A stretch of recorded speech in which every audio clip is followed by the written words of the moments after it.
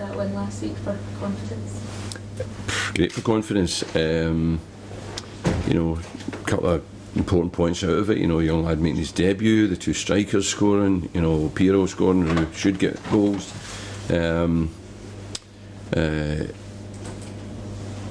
The consistency of the performance from the Hearts game looked very similar, and that's something that we're trying to get. You know, if we can roll that out every week, we know that some weeks it'll be better than others, but you know, if it looks the same week in, week out, then that's something that we're trying hard to achieve. And does that give you the confidence then that you've got enough there to avoid being dragged into these playoffs?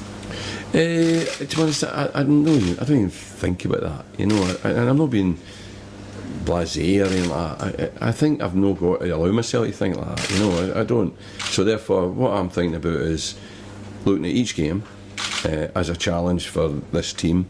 On Saturday we've got one of the biggest challenges that any team in Scotland faces every season, going to Parkhead, and that is really what I'm focused on. And I think if we all stay like that, then we're more likely to, you know, incrementally, you know, get ourselves out of any situation where we have to worry about that, rather than saying, sitting here the day, well, I think we need X number of points in the next games.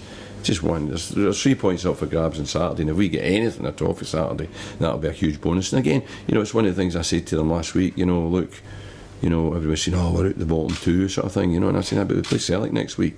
You know, we could easily be back in the bottom two. So we've got a long way to go before we're clear of that. So we can only take it one game at a time. Celtic here was your first game in charge. How much do you think the team's improved since that? I think it has improved. Yeah, I think it has. Not only has it improved, but I think that, you know, I've now got an understanding of them. I think I know best how to deploy, what strengths they have, and therefore, you know, I can help them as well as, you know, they're helping themselves. But yeah, I think we're greatly improved from that.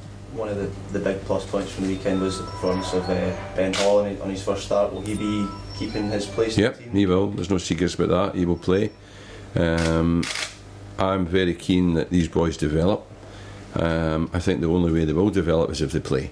He may make mistakes. It may be Saturday. You know, he may make a mistake that will be judged to have cost us a game. I doubt it, but you know, it won't matter, because as I was saying to the lads out there, in 18 months' time we'll have a right good centre half. Whereas if I wait to say the summer and think, right, I'm going to see how he is in pre-season and have a look at him, then I'm talking about 2 years. You know, so I don't want to wait 2 years. I want them. You know, I want these boys that I think are going to be in my team coming through the ranks.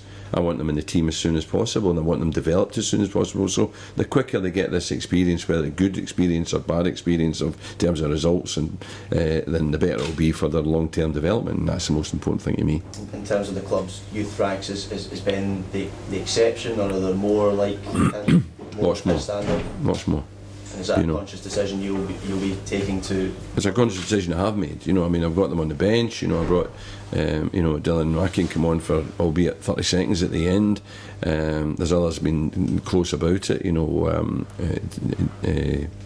Tom Thomas. You know, Cadden. You know, he's close, and there are one or two others. You know, so you know, we're very excited about that group. But we know we've got a lot of work to do before they're going to be in the team. But they seem to have an attitude that they're in a hurry, you know. So I'm happy with that, because they're ambitious to be involved and ambitious to be in the team, and that's the quickest route to getting in the team. Is this a chance that, you know, Ben will learn so much from this one game, given the difficulty of it, that it's invaluable? I think it's not so much learning from the game, because I mean there'll be things that will happen in the game that happen every week. You know, what he'll learn is about himself. You know, that's what he'll learn. He'll learn, can I cope with this? Am I good enough? You know, where am I in the scheme of things? You know, am I here? Am I there? You know, how much work, you know, do I have to go to, you know, and it'll give him a measure of what he's got to do, you know. So from that point of view, it's a fantastic exercise for Ben, you know. It'll teach him more about himself than it will about the game as such. Did you always have that in mind that you would come into these two games, or did he do so well last week that you think you can't leave him out? Aye. You know, he came in last week because I wanted to see how he could do, and he did well enough to stay in the team. And he might play the next 500 games. You know, if he plays the way he played on Saturday, like he does, he will if he doesn't get injured. So, you know, as far as I'm concerned, he's here to stay. Was any other team news? No, everybody else is fit. It's just now selecting a team to play against Celtic at Parkhead, which is always a difficult thing to do. what I'm pleased about is that, you know, when you go back to the first Celtic game, our first game here, I probably thought I had 8 players, and the rest I was kind of putting in to see how they could do. I now have probably 14 or maybe even 15 players that I think deserve to play. So I'm having to leave people out, you know, who might feel that they've done enough to be playing. So that's a huge improvement in the whole situation at the club. Mark, just off on a bit of a tangent, Celtic are unveiling a statue of Billy McNeill before Saturday's game. He's obviously someone you've worked closely with. Is that a fitting honour for a great of the game? Yeah, I think Big Billy is, you know, one of the Lisbon Lions. He's managed them a couple of times. You know, he's still, you know, a huge character and a huge figure in the minds of Celtic supporters, and certainly any players that ever worked with him, you know, have so much respect for him and so much admiration for the man. You know, he was just a fantastically great guy to work for, you know.